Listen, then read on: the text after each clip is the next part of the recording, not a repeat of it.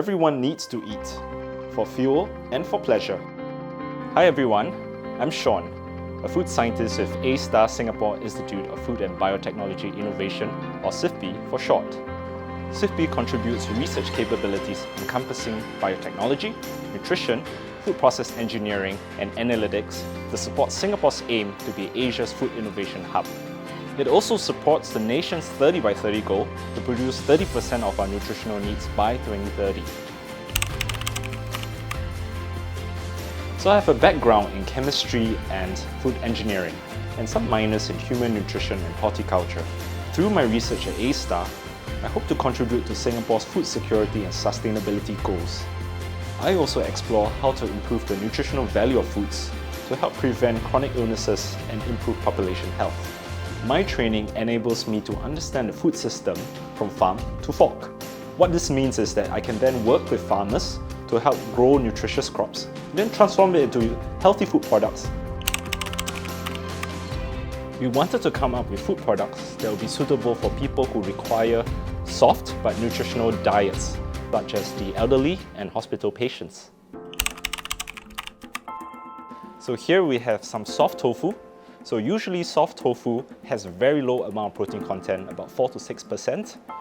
If we want to increase the protein content, we usually have to squeeze the water out, but this makes the texture tough, just like tau kwa.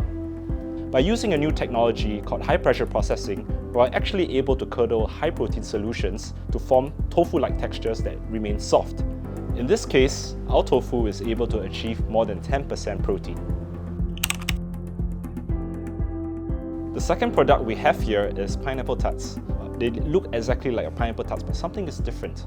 So usually pineapple tarts is made using either butter or vegetable shortening. The problem using butter or shortening is that it's high in saturated fats. And as some of you may know, that high amount of saturated fats is actually not very good for your cardiovascular health.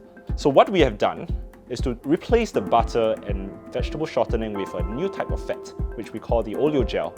What we do is to turn liquid vegetable oil into a solid form by using a new technology, and we can actually keep the saturated fat content low. In this case, the oleogel is made using olive oil, which is a gold standard oil which has potentially some health benefits. We are then able to incorporate the oleogel into the baking process just like butter, and the best thing is we can reduce the saturated fat content by up to 70%. So in addition to the tofu and pineapple tarts, I work with developing plant-based ingredients such as proteins and fats, and working with new technologies such that we can create future foods such as egg alternatives, dairy alternatives, and new products that can one day end up on your plate.